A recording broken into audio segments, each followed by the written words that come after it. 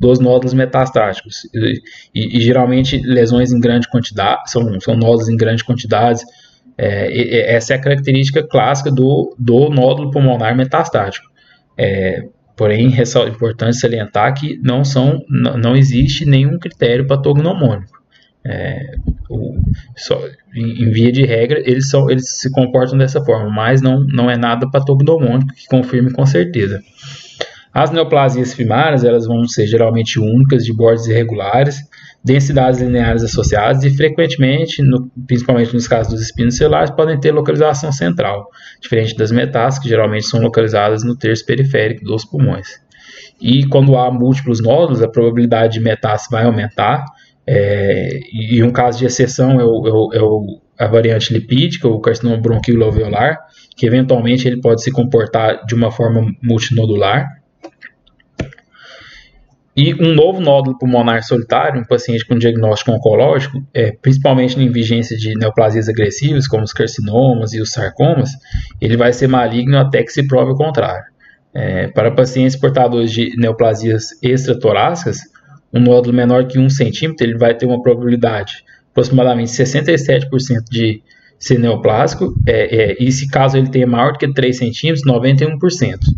Então, um nódulo pulmonar, um paciente portador de uma neoplasia extratorácica maior do que 3 centímetros, a probabilidade desse mesmo nódulo ser neoplásico vai ser de 91%, uma probabilidade bem alta.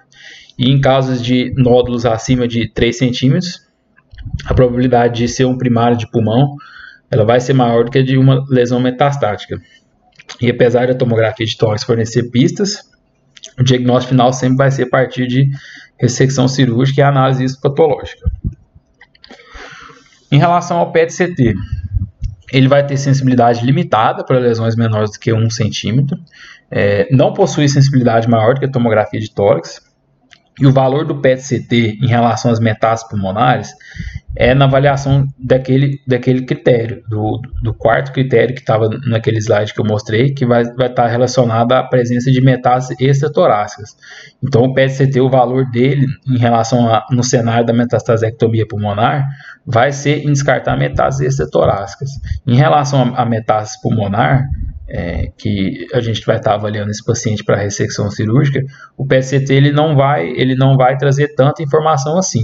Ele não vai trazer uma informação a mais do que a tomografia de tórax em relação à metástase pulmonar. Ele vai ter valor importante para descartar metástases extratorácicas. E assim, no caso dos sarcomas de partes moles, esse benefício ainda parece reduzir menos ainda em relação à tomografia de tórax.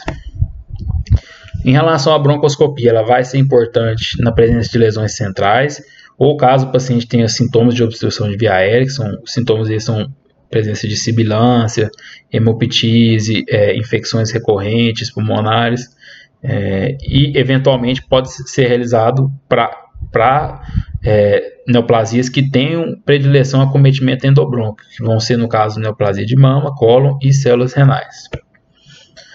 Em relação ao melhor tempo para se operar esse paciente de metástases pulmonares, eu trago aqui um dado que é interessante na condução desse paciente com proposta de metastasectomia pulmonar, em relação ao paciente com intervalo livre de doença curto e o paciente que tem metástase sincrônica, ou seja, na apresentação da doença, no diagnóstico do tumor primário, se descobre essa metástase sincrônica ou durante a realização dos exames de estadiamento.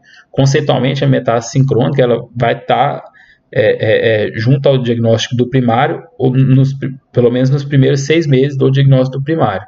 É considerado uma metástase sincrônica.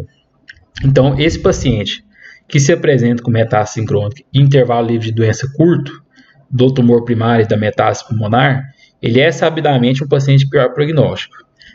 E, eventualmente, esse paciente seja interessante que se adie essa metastasectomia pulmonar em 6 a 8 semanas para se observar o comportamento dessas metástases. Por que isso?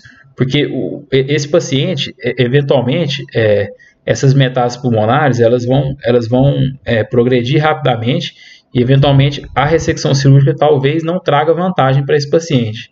Isso porque ele já é portador de uma doença sistêmica. Então, eventualmente, essa doença que está sistêmica, que uma metástase sincrônica ou um intervalo livre de doença muito curto, eventualmente esse paciente ele se beneficia em se observar essas metástases por 6 a 8 semanas e repetir esses exames de tomografia, e talvez o melhor para ele seja apenas o tratamento sistêmico, porque talvez a cirurgia vá causar um período de internação hospitalar, um trauma cirúrgico, uma perda de reserva pulmonar.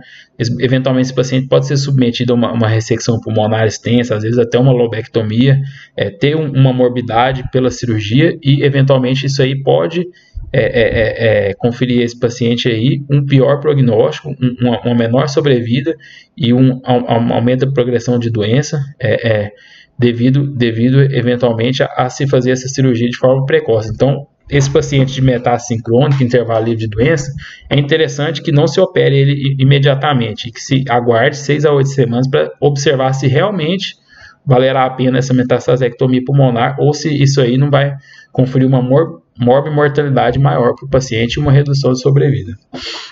E após metastasectomias curativas, cerca de 50% dos pacientes eles vão evoluir com novas lesões metastáticas. E em relação às lesões periféricas, isoladas e passíveis de ressecção por VATS, é interessante não se demorar a operar, porém, os casos que exigem toracotomias amplas e maiores ressecções parenquimatosas, o atraso cirúrgico ele pode ser benéfico. Então, o paciente que tem uma lesão pequena, periférica, isolada, e ele pode ser operado com uma cirurgia minimamente invasiva, esse paciente não é interessante que se demore a operar ele. Agora, os casos que os pacientes vão necessitar de toracotomias amplas, ressecções parenquimatosas amplas, como uma lobectomia pulmonar, eventualmente seja benéfico em se atrasar um pouco essa cirurgia para se observar o comportamento da doença desse paciente. Eventualmente, a terapia sistêmica para ele pode conferir uma maior sobrevida e uma menor morbimortalidade. Em relação à cirurgia, o objetivo vai ser a ressecção curativa com o máximo de preservação parenquimatosa possível. E em caso de suspeita de acometimento mediastinal, em caso de suspeita de linfonodo N2 ou N3, eventualmente o estudo histopatológico desse linfonodo, através da mediastinoscopia, ou mesmo pelo PET-CT, pode ser necessário. Então, se houver suspeita de acometimento linfonodal, na tomografia de tórax é interessante que se prossiga com essa investigação, seja ela de forma histopatológica ou por meio do PET-CT. Em relação à técnica cirúrgica, a linfadenectomia sistemática ela é controversa, vou falar um pouco mais na frente, mas assim, o que a gente tem basicamente é que, principalmente nos tumores epiteliais, nos carcinomas, que tem predileção para metástase linfonodal, eventualmente a amostra linfonodal ela pode ser interessante, pode conferir um aumento de sobrevida, mas nos pacientes portadores de sarcoma de partes moles ou no osteosarcoma que não vai ter predileção a metástase linfonodal, eventualmente essa linfadenectomia ela pode ser omitida, e a cirurgia minimamente invasiva ela é benéfica, ela vai trazer menor morbidade para esse paciente, e sempre grandes ressecções cirúrgicas pulmonares para metástase elas devem ser desencorajadas. Grandes toracotomias com pneumonectomias ela deve ser desencorajada.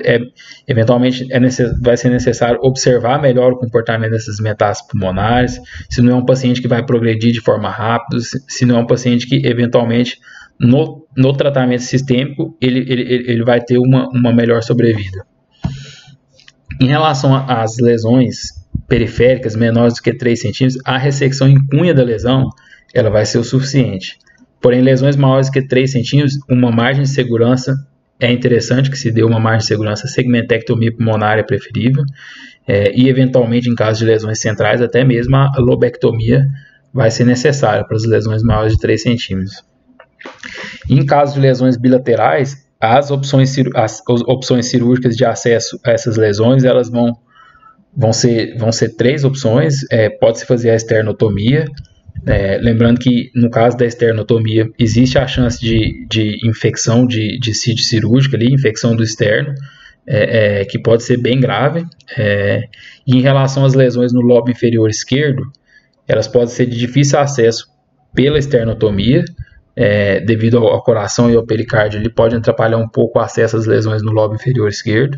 E em relação à incisão de Clanchel, também se visualiza o tórax, os dois pulmões bilateralmente, porém ela é uma incisão que tem uma dor pós-operatória importante e também vai trazer aí esse risco infeccioso devido à manipulação do externo, e que esse risco infeccioso ele vai ser aumentado pela ligadura dos vasos mamários, que vão estar passando ali para-externais.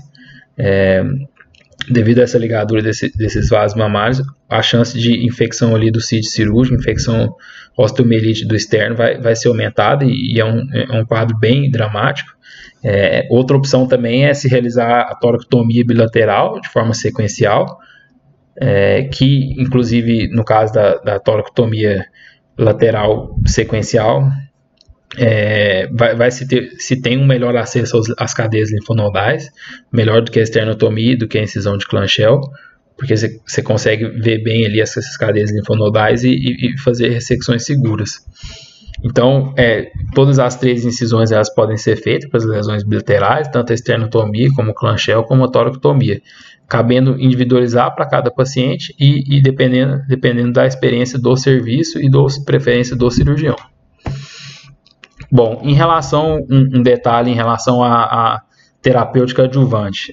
Em caso do sarcoma, eu vou falar rapidamente, isso geralmente é específico para cada neoplasia, mas eu acredito que seja importante saber em linhas gerais. No caso do sarcoma de partes moles, geralmente não é indicada adjuvância, lembrando que cada caso é individualizado, mas assim, no caso do sarcoma de partes moles, normalmente não tem indicação para adjuvância após metastasectomia pulmonar.